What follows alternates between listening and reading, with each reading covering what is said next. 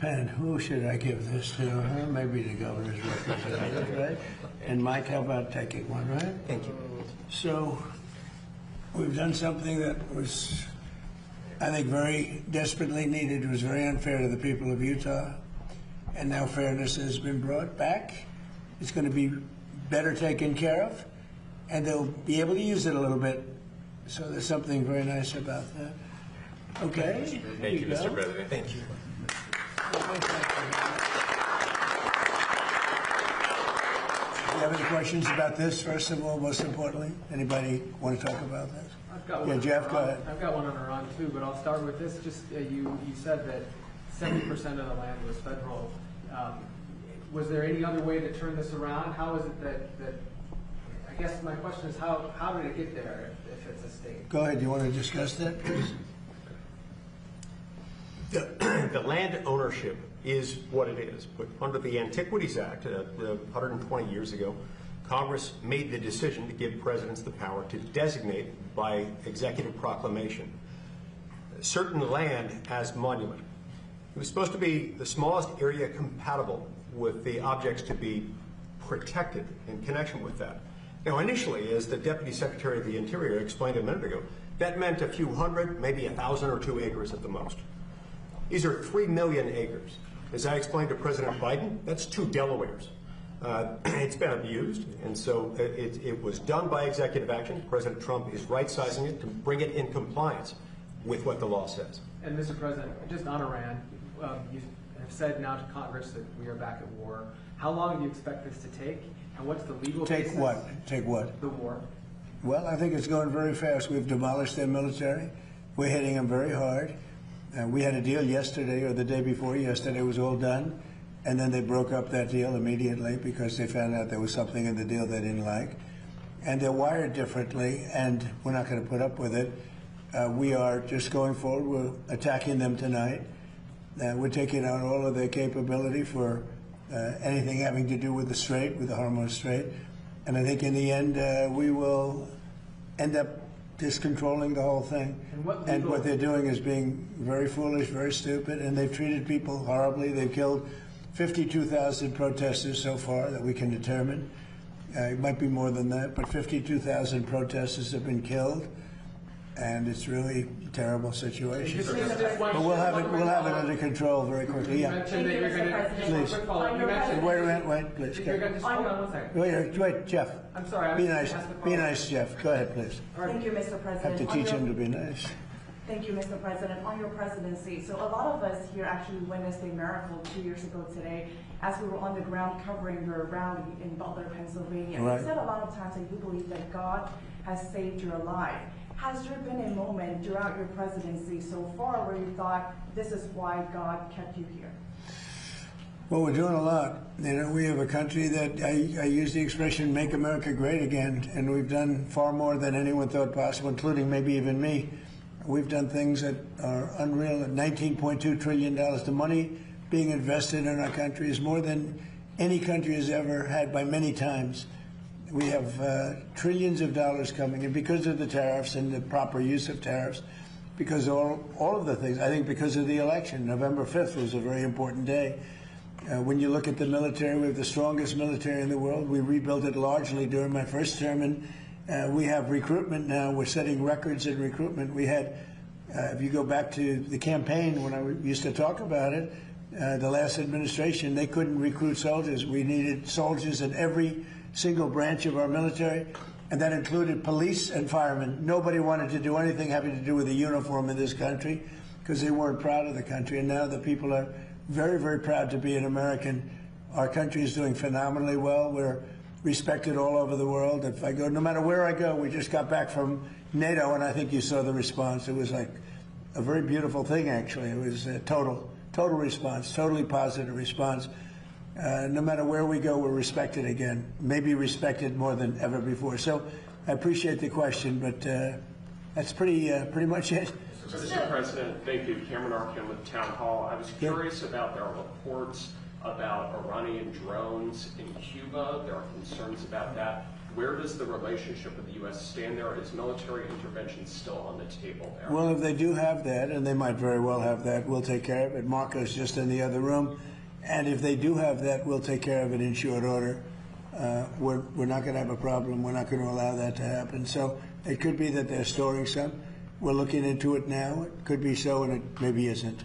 But we'll figure it out fast. And what are you expected to speak about on Thursday, you think? I'm going to speak on Thursday. We were thinking one of the nice, but this has been such a busy news day today with all that's happening. A lot of very positive things have happened, including the Indy. We're going to have an Indy race, as you know, in 41 days. And that's going to be incredible. Around the Capitol, around down Pennsylvania Avenue, it's going to be something. They have 250,000 tickets ordered. It'll be like UFC, which set every record in the book for that business, which is the business of fighting. So we have the Indy cars coming, and it's going to be great. And while we're talking, I have to pay on behalf of Mike and myself, and I think everybody's standing behind me very strongly. I want to pay my respects to Lindsey, who was our friend. He was a friend of all of us. He was a great guy. He was a great politician, actually. And it's hard to believe he's gone. He spoke to me just before he passed away, just to say hello. He got back. He felt fine. He was a little tired. And then this whole thing happened. And it's, boy, it's tough. So the flags are at half-mast until Saturday evening, which is an extended period of time, you know, generally speaking, but I think he deserves it. And he's a fantastic person. He was a fantastic man. He was actually a great politician. He got along with almost everybody. And when he didn't get along, they knew it. He was tough, but he was a good man. He was very much in favor of the Save America Act. He called me about that. We were talking about that and some other things. But he just felt tired, but he felt fine. And then this horrible thing happened just a short time afterwards. So it was terrible. I just want to pay our respects. Mr. President, you mentioned that Iran has agreed to a deal and then walked away from it. Have you reached the conclusion that a negotiated settlement won't be able to happen? No, I never reached that conclusion, but we're hitting them very heavy tonight, as you know. We're hitting them. We have tremendous amounts of ammunition. We have numbers that we haven't had in years, and we're hitting them very hard, and it'll continue, and we'll see what happens, but we're knocking out all of their offensive capability, and we're controlling the straits. We're putting the blockade back.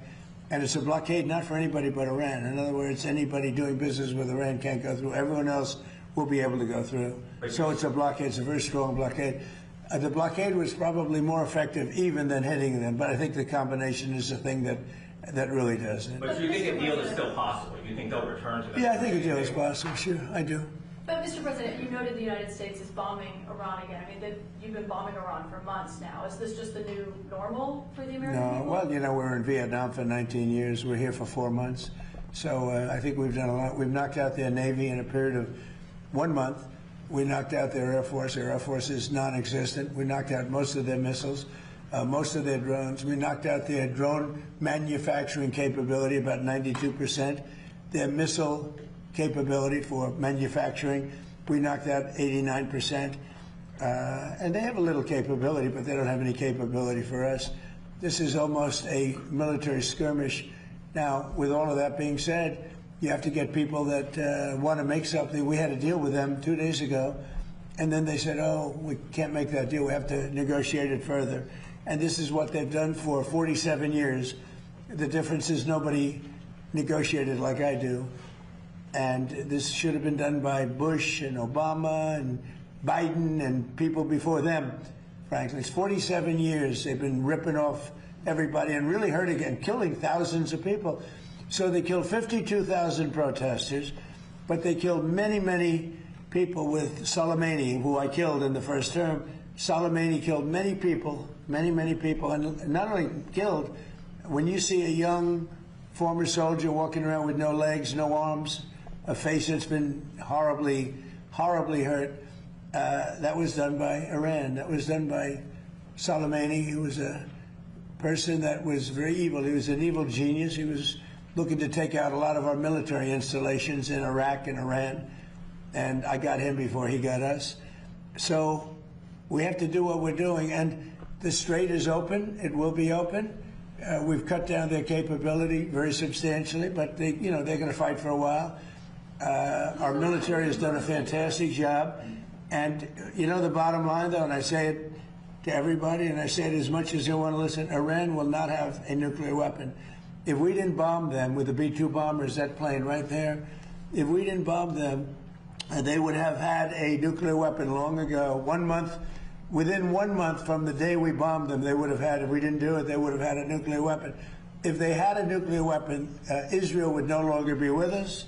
The Middle East probably would no longer be with us, because you saw they sent missiles to 5 different countries that never even knew they were involved, because they're stone cold crazy. They are crazy.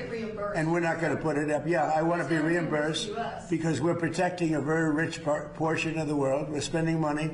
And so what we've done is we are going to be reimbursed for protection. We're protecting by the countries that we're helping. For instance, you look at the 5 countries. You have Saudi Arabia, you have UAE, you have Qatar, or Qatar as I always say, you have Qatar, Bahrain, and by the way, you have others. You have Kuwait, and you have others, and they will do very well.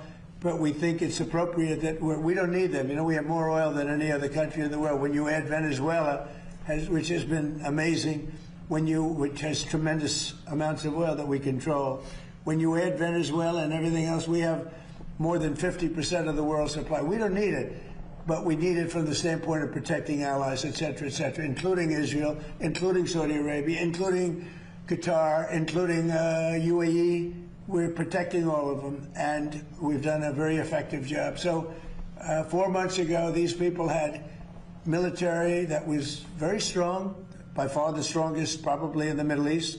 They were called the bully of the Middle East. Now they don't have a Navy. They have 159 ships underwater. They had a total of 159 ships. Now every one of them is underwater. They had 230 airplanes, attack planes. They're all gone. They're gone. They had tremendous radar. It's all gone. They had tremendous anti-aircraft. It's all gone. Sadly, their leadership is all gone. They had their first-tier leaders are all dead. Their second-tier leaders are all dead. Their third-tier leaders, who we're dealing with, more or less, some of them are already gone. And then you read fake news like your network, CNN, which is fake news. You read them, you have them say, well, actually, aren't they doing quite well? Let me just tell you, they have now inflation of over 300%. 4 months ago, they had inflation of 5%. Now they're at over 300, could be 350%. They made a deal, they broke it, probably 10 times. And they killed a lot of people. They killed our people. But the protesters, what they've done to the protesters, 52,000. Have you ever seen any of the burial lots where they're burying the protesters? They killed 52,000 protesters, and on my watch, they can't do any of that. So we have them in a position that they don't have any military. There's not a thing they can do about it. All they have is fake news, because they have the fake news, would rather see us lose the war than win the war, which is really treasonous, in a certain way. So we're doing another very major attack tonight. They want to make a deal. They came back. We made a deal 2 days ago, and they want to make a deal. They've been negotiating for 47 years, but nobody's ever hit them militarily. We're hitting them very hard. Thank you very much, everybody. Thank you very much. Thank you, guys. Thanks, guys. Thank you, Peter. Thank you, press. Thank you, press. Thank you, thank you. Thank you, press. Thank you. Thank you, guys. Thank you so much. Thank you. Thank you, press. We're talking about it. Thank you, guys. Thank you, guys. Thank you, guys. Keep going. Thank you, guys. Peter, keep going. Thank you. Thank you, guys. Thank you, guys. Thank you. Mr. President, thanks for being here. Thank you. Oh, yeah.